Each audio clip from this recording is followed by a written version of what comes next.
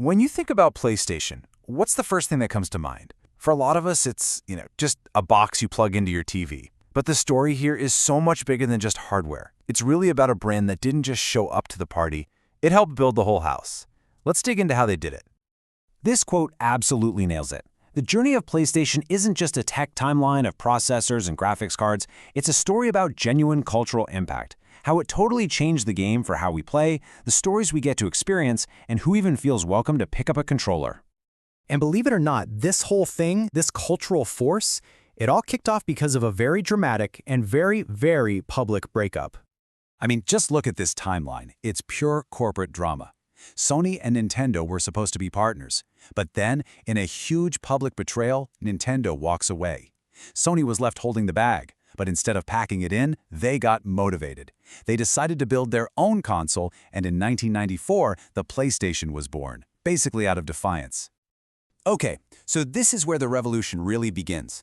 The first two PlayStations didn't just join the conversation, they completely changed it. And it was all thanks to one key piece of technology, the shiny, humble disc. You have to understand, the jump from clunky old cartridges to CDs wasn't just a small step, it was a giant leap. All of a sudden, you had massive amounts of storage for huge, sprawling game worlds. You had real CD-quality music, not just beeps and boops. And the big one, full-motion video. We're talking movie-like cutscenes. This wasn't just a tech upgrade, it was the birth of cinematic gaming as we know it. And that new tech? It paved the way for some absolute landmarks. Final Fantasy VII wasn't just a game, it was this huge, emotional, cinematic event that told a story about loss and identity. Then you had Metal Gear Solid, which felt like you were playing an interactive Hollywood spy movie. And with the DualShock controller, you could suddenly feel every explosion, every rumble. These weren't just games anymore, they were experiences.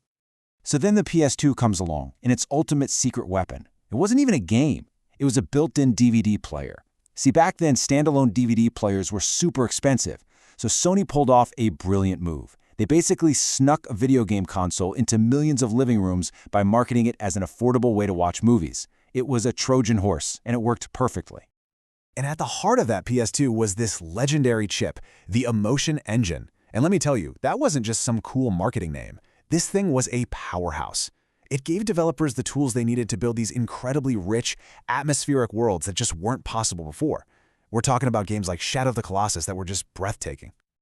Right, so with that combination of power and just a massive library of games, the PS2 cemented gaming spot in the mainstream.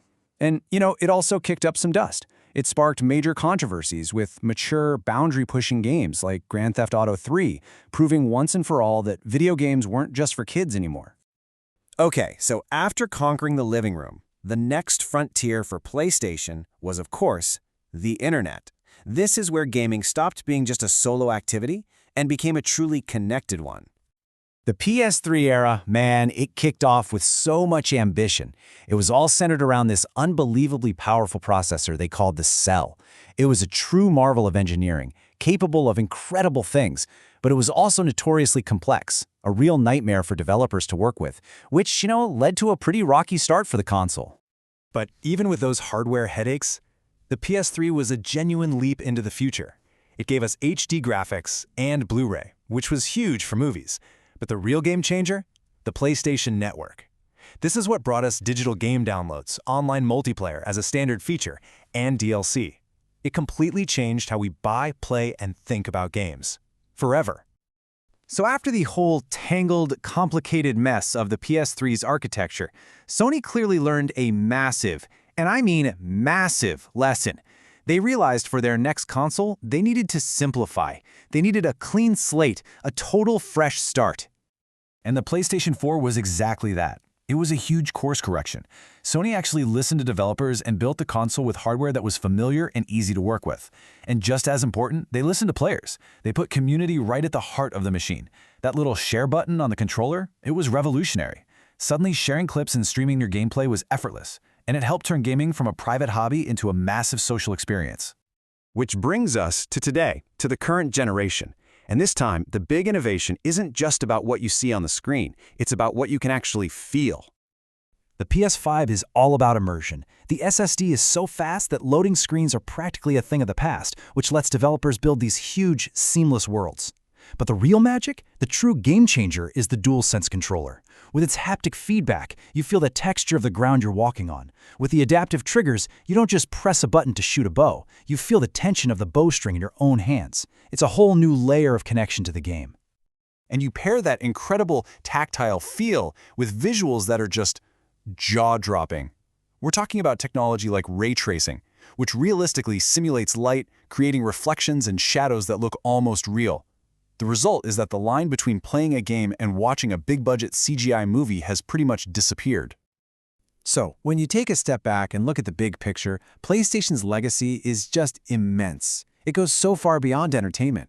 It's reshaped how we tell stories interactively, it's created entirely new careers for streamers and esports pros, and the graphics tech it helped pioneer is now used in Hollywood movies. It's wild. And that really is the theme of this whole story, isn't it? From that initial fiery feud with Nintendo to the difficult launch of the PS3, its entire history shows that real, lasting innovation doesn't come from playing it safe. It comes from taking big, bold chances and, learning from your stumbles along the way. Because at the end of the day, all this technology, all these powerful consoles and fancy controllers, it's all in service of one thing: creating those unforgettable moments. That feeling of awe, seeing a cinematic in Final Fantasy VII for the first time, or the emotional gut punch of a game like The Last of Us. Those are the memories that define a generation for players. They just stick with you. And that, right there, is the exciting part. With technology always pushing forward, we're talking cloud gaming, VR, things we can't even imagine yet. The PlayStation story is nowhere near finished, which leaves us all with one big question.